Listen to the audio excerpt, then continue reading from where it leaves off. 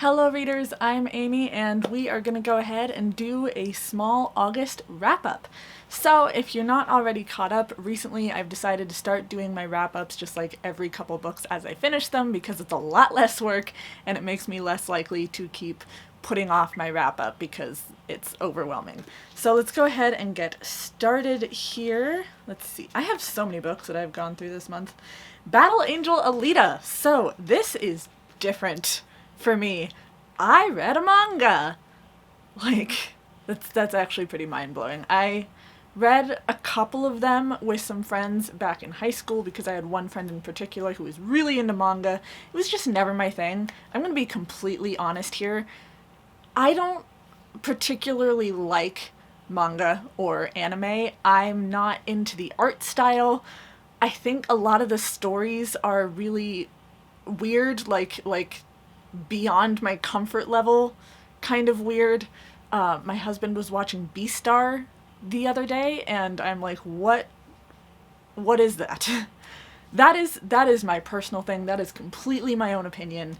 But I had a friend who explained the story of Battle Angel Alita to me, and it sounded really interesting, so I'm like, you know what, I'm gonna go for it. And I just finished reading Tender as the Flesh, review up there, so you know, if you've seen that review, I needed something light. And I guess Battle Angel Elita isn't exactly light, but it was a nice, quick read. I got it done in a couple of hours. I needed a book like that. So Battle Angel Elita I really, really loved. The copy that I borrowed from my friend is volume 1 and 2 of the collection. So it was 2 books in one big copy. I enjoyed the first book better than the second one, since the second one had more of a romance thing to it, which isn't my favorite part of a book, but I really enjoyed the journey. We are following Alita. She was found in a junkyard. She's made of a bunch of cyber parts and human parts, and she can't remember anything that happened before she came to that junkyard. She's following people around to try and figure out what they're doing with their lives, and figuring out people's secrets, and she's battling the bad guys, and she's discovering that she has like these really awesome fighting techniques that you don't see very much but that are really, really helpful. And she's like, oh, I wonder where I learned this. I wonder if I can ever find out my past. So that was really interesting. I think I would definitely like to continue the series if my friend gets the other books, because the other thing that gets me with stuff like manga and graphic novels is that you're paying for like the same price for a book, but for less story, which I'm also for supporting the artists. Like, artists are doing great work with graphic novels and with manga, but there's just less substance, less writing. I don't know. This whole part of the review is going to be a complete mess because I don't really read that much manga. This is the first one that I've read in almost 10 years, so do with that what you will. Next up is The Existence of Amy. I was actually sent this book by the author. It's not an advanced reader's copy. She just sent it to me whenever she reached out to me. Judging by the very small copyright page, this is a self-published. I didn't actually realize that until I looked at the copyright page. This, as far as I'm aware, this is my first self-published book, and I'm like, she reaches out to me and she's like, oh, I have this mental health book that I wrote, and I'm like, ooh, mental health. Hey, it has my name in the title. You know what? I just might read that. So she sent it to me for review. I read it. I really enjoyed it. I will say that something that got me with this book was the writing style. I think this is her first book that she's written, but it is a very simplified writing style.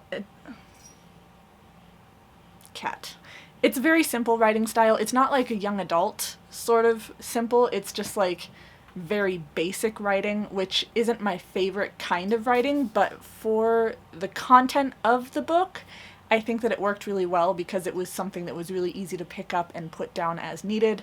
This book is following Amy. She appears to be a perfectly normal person, but actually she's dealing with some pretty severe OCD. And we're seeing her as she deals with work, as she deals with depression. She has to take time off of work to deal with her feelings, and she doesn't really want to talk to anyone about it. Then she's got this big work trip that's coming up, and she's thinking about all the steps that she has to take to make herself as comfortable as possible on that journey to the place that they're traveling to, on the journey from, and while she's there in the hotel, she's just got all of these worries on her mind about keeping her space clean and making her space safe for herself. So I think this is a super important book if you're looking for something that's pretty easy to get into. Like, I'd say if you're newer to adult books, this would probably be a good place to start. Next up, I'm going to go ahead, I didn't read these books one after the other, but I'm going to talk about them at the same time. Danez Smith. I don't remember which video it was, but a subscriber commented on one of my recent videos. It might have been my poetry video, it might not have, where they're like, oh hey, Danez Smith does some great poetry and you should totally check them out. So I did check them out, and please read Danez Smith. If you get nothing else from this video, read Danez Smith. Specifically, read the audiobooks. So Danez Smith is a Black non-binary author, and they, as far as I can tell, it's mostly, if not completely, poetry collections. I feel like there was a novel in there whenever I looked them up. I read Don't Call Us Dead and Homie. Homie starts off being like, Homie's not actually the title of this book. The title of this book is word that I can't say. But for the sake of publicity, I'm gonna name this poetry book Homie. And Don't Call Us Dead and Homie were both absolutely brilliant. Not having read the book physically, I'm not sure if it compares to the style of Rupi Kaur and Amanda Lovelace, but it's not super flowery or metaphorical, which is great because I'm not into the super flowery or metaphorical poetry. It's just not something that I really understand very well, something that really speaks to me. But Danez just goes after us with, like, the Black life and the beauty of it and how difficult it is. And I don't have that much to say except that they were brilliant. And the two audiobooks that I read, like I said, Don't Call Us Dead and Homie, they are both read by the author. Danez Smith, I would listen to their grocery list on repeat, like, all day, every day if I could. Beautiful voice, beautiful narration, beautiful writing. I'd give them, like, 20 stars out of 5. If I could. I guess I can, because I can do whatever I want, because it's my channel. So, 20 out of 5 stars, Danez Smith. Thank you. Thank you so much. Last book I have here is Minor Feelings, An Asian American Reckoning by Kathy Park Hong. This was also read by the author. I listened to the audiobook. It was good. I enjoyed it and I learned stuff from it. It was nice to get a perspective from a minority about other minorities. I don't like the word minority because they're not actually that small of a population. But for lack of a better term right now, minority. I've had conversations with my husband previously. My husband is half Mexican, half white, and he has talked about having a difficult time with some relations with other minorities. So, like, sometimes he might struggle with some Black people who are in the classroom because he feels that they are competing for the same spaces. I have talked to a couple of other people about this concept, and they're like, yes, I feel like I'm competing with other people to get that same position. So I feel like that was addressed in this book, which I liked because I am looking for more resources on that, and it's kind of something that's difficult to look up because I'll be like, how do minorities interact with each other? And I get articles that don't actually tell me anything about that interaction. So if you've read anything like that, please let me know in the comments down below because I would definitely want to look more into this. So we did get that conversation. We got to look at Asians and how... What are you doing? My cat's being weird.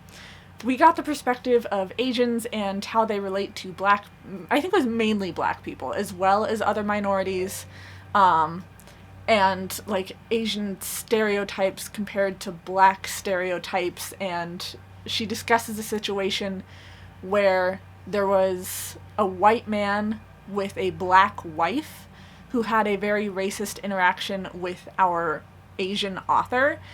And it was just kind of this moment of how can he have these feelings about me whenever he's married to a non-white person. And so that was just a really interesting insight to get. There were certain essays in this book that didn't really feel like they fit with the topic, or that I didn't really connect to as well, but it was still a really great book. If you're looking for some more literature on Asian Americans, or like I said, minorities interacting with minorities, then I would definitely recommend this. That is all I have. I actually have a lot more books to wrap up, but because of some projects that I am working on, they're going to be separate wrap-ups. So that is all I have for you for this video. Please like, subscribe, be my friend on social media, leave some comments down below so we can have some conversations. I will see all of you in my next video. Bye, friends.